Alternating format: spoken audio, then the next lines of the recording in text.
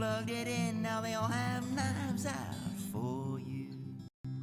It's funny how the old road paid all the rules that you were meant to break. Well, I was but a speck in 65, the year they say old folk music died, but the times had changed and they saw another side of you. You brought it all home down 61 with svelte-built words that had never been done, but the young folk just So you guys like record the folk with their fear of change. The shows and then broadcast them. Is that how it works? See, what's old is safe and what's safe gets old, so give birth to something brash and bold. Fam, we ain't gonna do what we're told. Rage Against the Machine taught me that. Now I ain't saying that's what you were saying, but I'm saying what I'm playing is a direct result of what you pioneered long ago. Now you loved Woody and I love Bobby, so let me extend this little ditty. Hey Bobby Dylan, I wrote you a song. Oh Judas, what did you do? You plugged it in, now they all have knives out for you. It's funny how the old road paid all the rules that you were meant to break. I seen a shooting star tonight, I knew it was you, it had to be. You was tangled up in blue and it gave me quite a shelter from the storm. Now blood on the tracks was quite the act, but it's hard to see when you react how it was so nice for us, but so much pain for you. I was knocked out loaded down in the groove, but modern times saved me from doom. Now I'm walking the path that you have paved. Oh, let it be written that with you I'm smitten, and the gift to all that you have given keeps my mind alive and churning out the line. We all need a shot of love, and we were saved from the man above, but now it's just time out of mind. I'd love to say thanks to your careworn face for the light-inspired amazing grace, but it's been said you should never meet your heroes, you'll be disappointed. So I'll just be another overtime to say to you just one more time, there's you, Bobby, and everyone else. Oh, Judas, what did you do? You plugged it in, now they all have knives out for you. It's funny how the old road pays. Is it still playing? All the rules that you were meant to break. Oh, Judas, what did you do? The bottom line is, Bobby, we all just want to be as good as you.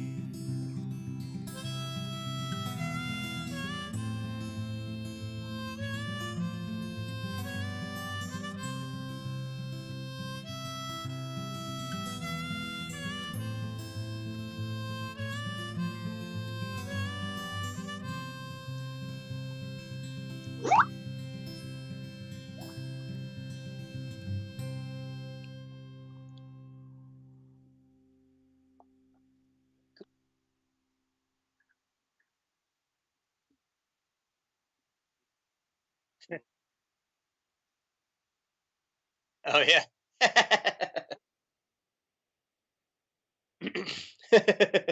Hey, that's cool.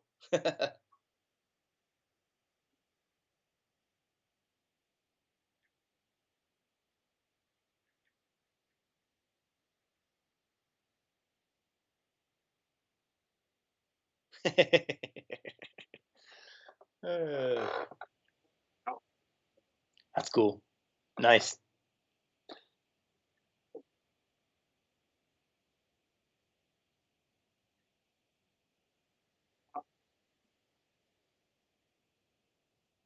On the EP?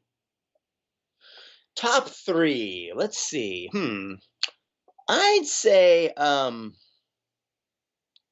I'd say Mile High Lament would be one on there that I That's the seventh track. Um, I think someday would be a good one. That's number six, and I'd say I don't know. Glitter and Gore is a pretty is one of my is a song that I kind of like too on here. I would say that those would be my top three.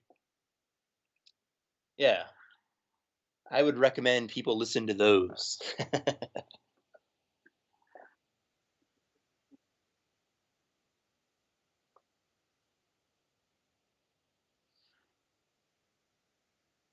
Mm. Yeah, I think it depends. Like if you're wanting to get people into you or listening to the album, I would say that those are songs that I think that people would hopefully dig and hopefully like. Um, yeah, yeah, I think yeah, I like those songs, and I think it's good that they're on the album.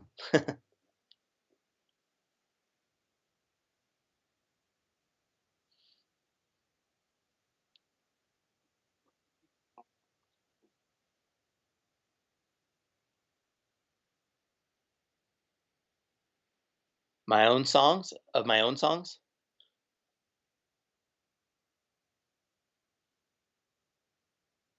Uh, on this album or just any of them?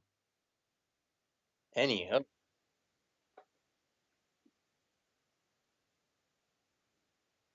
Oh, okay. Well, hmm. I guess I have a song called "My Old Record Store," which is kind of like what embodies kind of what we do.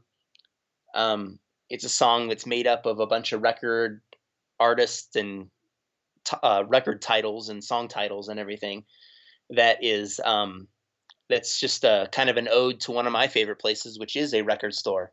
And back in the day, I used to go to the record stores all the time and buy albums and look at and just try to collect as much as I could and learn as much as I could about the different albums and artists and stuff that were making these. And so that's a song that I've written that's in the past that is a song that I would say kind of describes the music pretty well. What with all the influences and everything coming from those old records and CDs and everything. Yeah, yeah, it-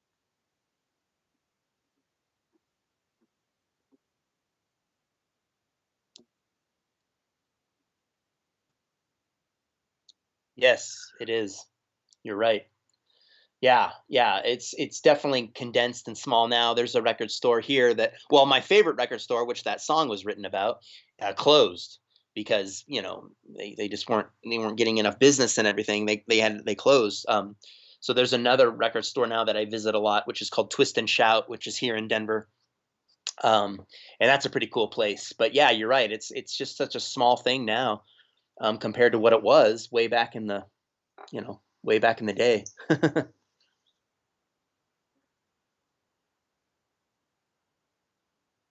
Of Oh, course, yeah, definitely. Yeah, yeah, yeah, definitely.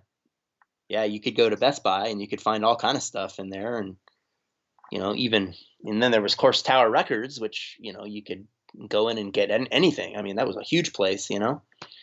So yeah, yeah, definitely.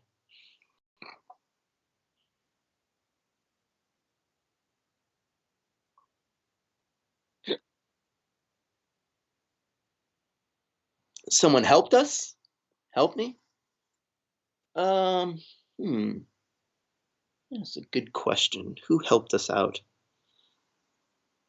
Um, well, I don't know. This is kind of a weird story, and this guy might have helped me out in an indirect way. But I used to play these, songwriter nights and everything, and they'd have one every Wednesday at this particular bar, and so I'd go in there and I'd play the songwriter nights and stuff. And there was this guy who was in the back, and he was kind of a surly looking fellow, and he was kind of like eyeballing me, kind of strange, and And then I got off the stage and I was hanging out in the back, and then all of a sudden he came up and started yelling at me and calling me like a sellout and telling me that I was sounding too much like Bob Dylan and that I was like rip off and everything, and he was just screaming at me, just doing all this kind of stuff, and and I was like, whoa, man, this guy's wild. And then eventually he like went away and everything, and I found out that that was the owner of that particular uh, bar, and it was like wild and everything, and he was and so I was like, oh, okay. So then I went home and I proceeded to write a very very as a Bob Dylan a sounding song as I could, just to kind of rage against what he was doing and everything. I thought that was an interesting thing, but anyway, he ended up apologizing later and everything, but he was a I don't know, I guess someone who helped me along the way to realize either what I was doing was good, um, or to branch out and try different kind of styles. So that was an interesting person who kind of maybe indirectly helped me out along the way, I would say.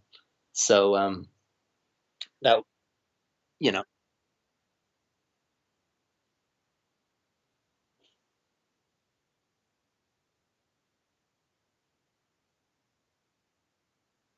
yeah,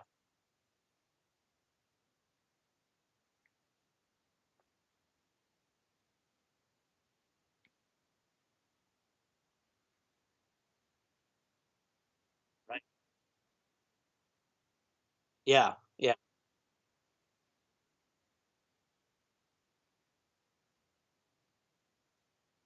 Oh yeah, of course, yeah, definitely. Yeah. So that was an interesting experience to say the least. So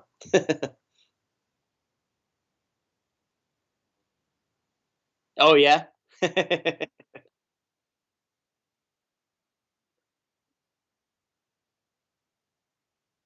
Yeah, I did, I did. I went back and I played it, and yeah, so that was, before, actually, before, because he was totally drunk anyway when he was doing that, and he kinda had some issues and stuff, but, um, he's since apologized and stuff, and, but, but yeah, I went back there. I think it might have been the following week or maybe the week after that, and I played that my song, and I'm sure he was blowing a gasket, but, uh, it's alright. So, yeah. Oh, yeah.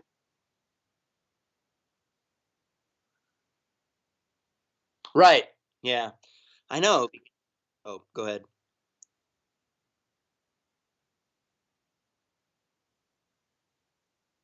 Yeah.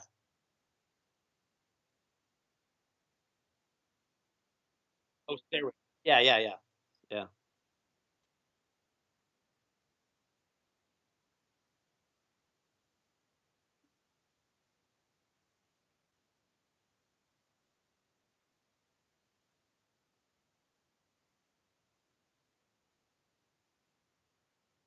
Right. Yeah. I know, right?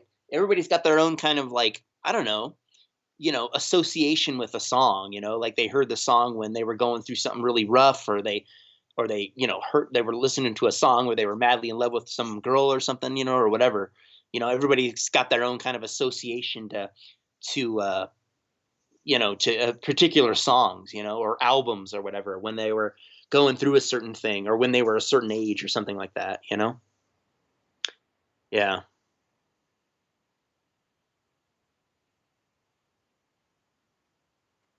Oh, of course. Yes. Yeah.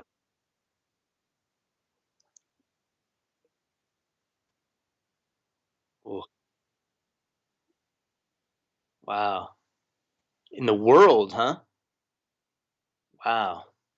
Well, um, there's three that I would think of, and these are just based on live albums that I've listened to in the past. But I'd want to play at the Troubadour in Los Angeles.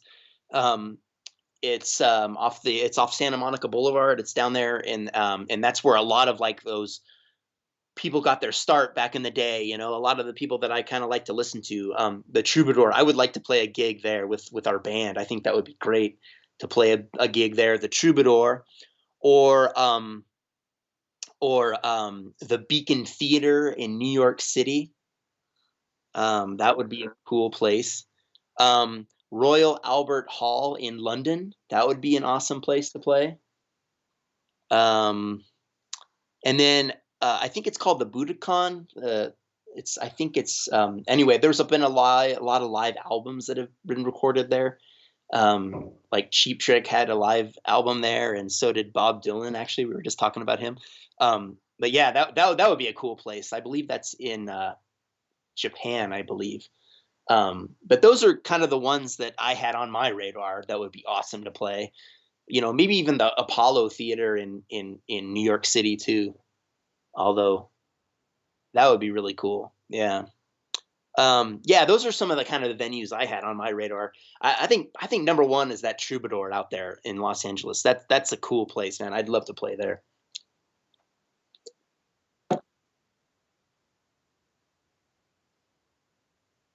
Yeah. Yeah, definitely.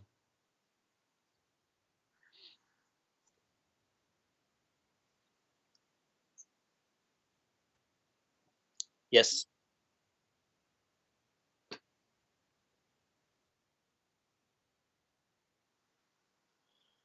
Let's see. I think probably that meant the most to me was probably the Mile High Lament song, the last one, number 7, because the changes that our city here in Denver is going through, like how it's becoming really, really expensive and it's getting, unaffordable to a lot of working class people, and how a lot of people are being priced out of their homes and their areas because of this influx of money and gentrification that is going on. I think that song probably means the most to me as I was writing it, because it's just a protest song of that whole thing, about how there's a line in the song that says the whitewash taints the gray.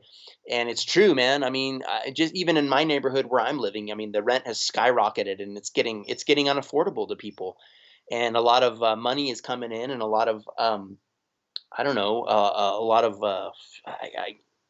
you know, upper crust kind of people are moving in, and pushing out the people that have been in these neighborhoods for years, even decades, even families, for generations. So that probably is the song that means the most to me, because it was a protest song about that kind of stuff, and how, and it's not just happening in Denver, it's happening all over the place. I mean, San Francisco is going through, I mean, it's just countless cities in the U.S. Of course, that has now been kind of halted with this whole COVID thing. That's kind of brought that to a crash. But it was a big issue, and it was a big problem. And so that was, I don't know, that was a song that really meant a lot when I was writing it, and I really wanted people to hear it because of just the things that people are going through, that working class people are going through, and not making enough money to live on, just basic living expenses. So that was a huge thing. That was a big thing for me. So I'd say the Mile High Lament song. That's what I would say.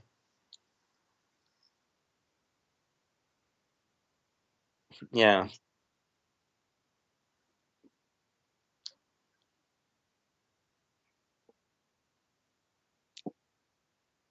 Yeah.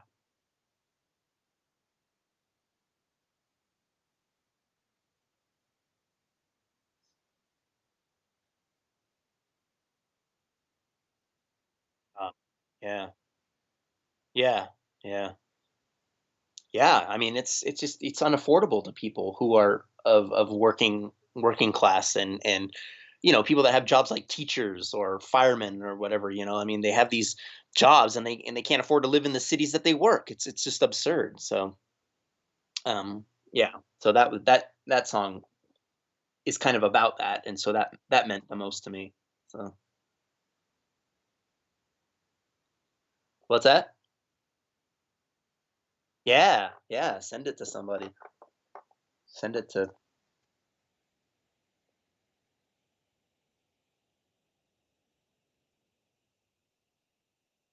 the minimum wage. Yeah.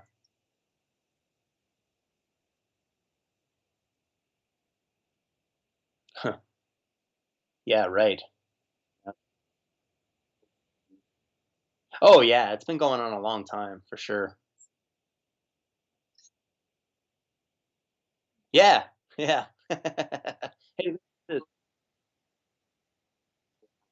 yeah, there you go. Open his eyes.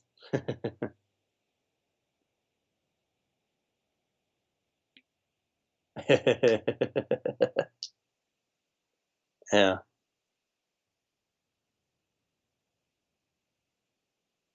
A dream tour? Oh, wow. Huh. Probably a historic venue tour, you know? If we could go to like a tour around the country, around the USA, and even the world, to play a bunch of historic venues, venues that have been around a long time and that, excuse me, that have, that legends have played at, that would be an awesome tour. That would be a dream tour, to play in all these, like the Hollywood Bowl or the Gorge up in Washington or Red Rocks here in Denver, all these kind of historic venues that have like, that have hosted all these acts throughout the years. That would probably be my dream tour. Yeah. Yeah.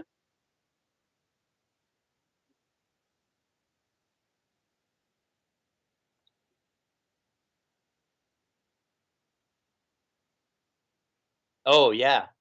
Yeah. I mean, it's a fabulous venue. It's really, really cool. And if we could play there, that would be really cool. I tell you that.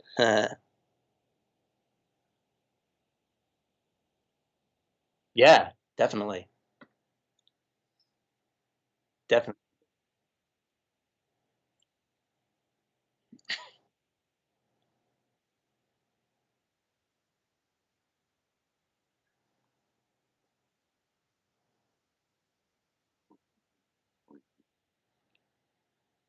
Memorable moment. Hmm. Let's see.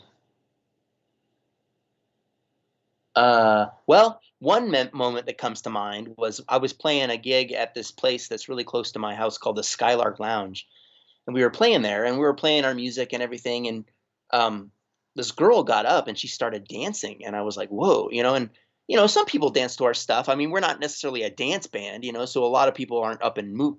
Some people do, but she was up and moving, and she was dancing, and she was like really moving, and she was looking really good, and I was like, "Whoa, man!" And she was just a really an amazing dancer and just a really pretty girl and everything, and I was like, "Whoa!" And just kind of I was watching her as we were playing, and I was like, "Man, you know what? I'm gonna write a song about this." So I went home and I wrote a song about that woman, the girl who was dancing. Um, and so that was a memorable experience because I was like, "Wow, I had never seen somebody, moving like that when we were playing." So it was like it was a cool experience. That was one of the memorable ones that I can remember. And it even inspired a song. So that was pretty cool. Yeah. Yeah. Yeah, definitely.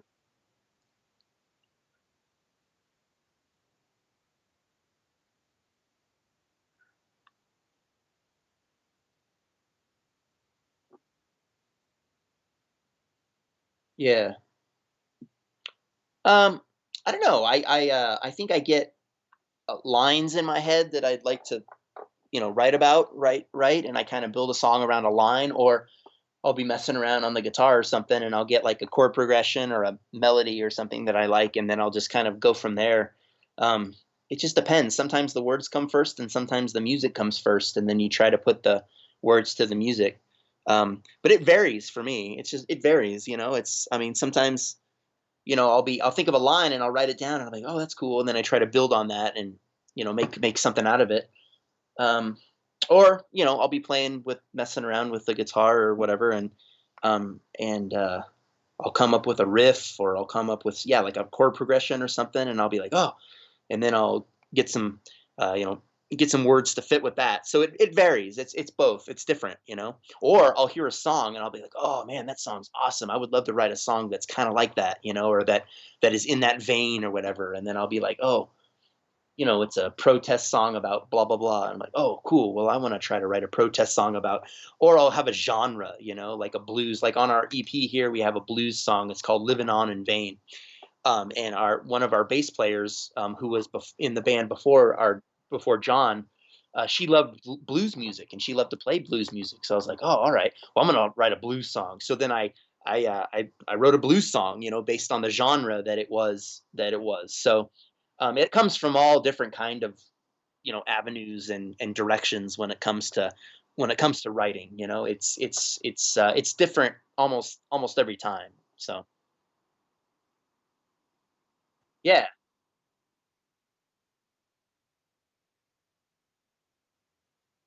Yeah.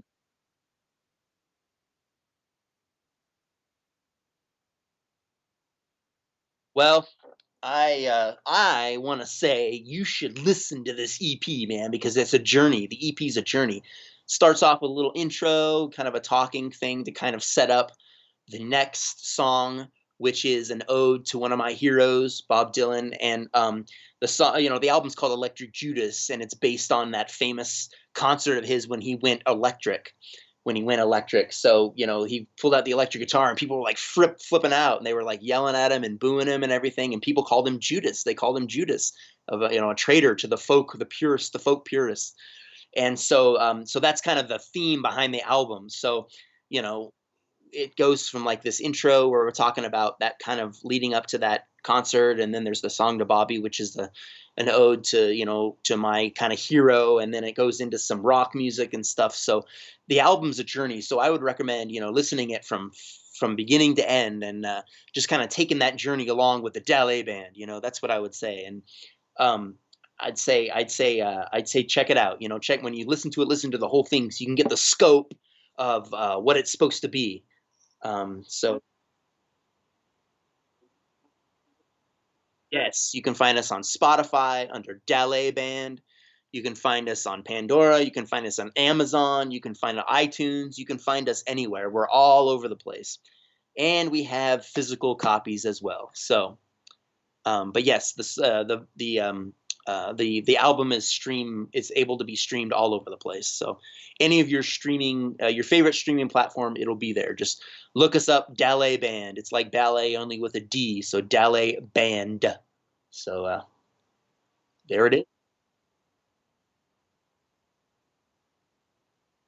Yes, we have a website. It is dalletband.com. So it is Dallet, ballet with a D, basically, dalletband.com. And that's the website. We got all kind of stuff on there. We got videos, we've got, you know, description of the album, we've got our band people descriptions, the John, Scott, and Brian and myself. We all have little descriptions on there, kind of our history and everything. It's a really cool website. So I would recommend you visit dalletband.com. Yes. Yeah. I recommend.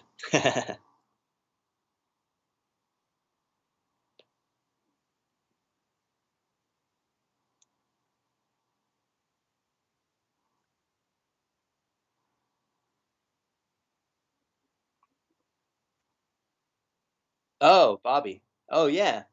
Yeah. Yeah. Well, I mean, I like that song. I actually, it's funny because my our bass player, he kind of did a challenge to me. He said, "You know how Bob Dylan's got that song to Woody? On his very first album, he had a song that's called Song to Woody because he was a huge Woody Guthrie fan. And if you listen to his really early stuff, he sounds a lot like Woody Guthrie. He sounds almost exactly like him. And he was like trying to emulate in him and everything. And so John was like, "Hey, I challenge you to write a song that's like Song to Bobby." And I was like, "Oh, okay." So I did. I wrote it, and it turned out to be pretty cool. So we put it on the album to kind of help with the theme of the album, you know. So so yeah, it's pretty cool.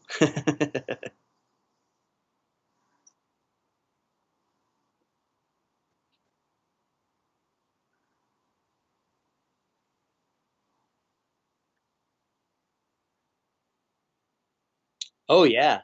Yeah, yeah. That's definitely the backstory on that. So, it was kinda cool. John challenged me. He's like, "Yeah, you should write a song to Bobby," you know? So, like, "Alright, cool." So we did. Yeah.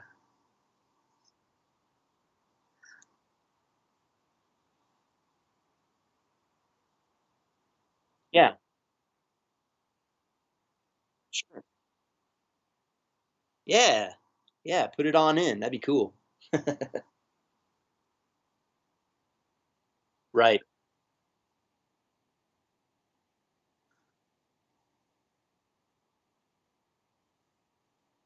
Yeah, yeah, have them at it. Sure. Right, I know, right? Everybody's gotta work remotely. So, yeah, send it to them. Be like, "Hey, man, play this. This is great. Play it."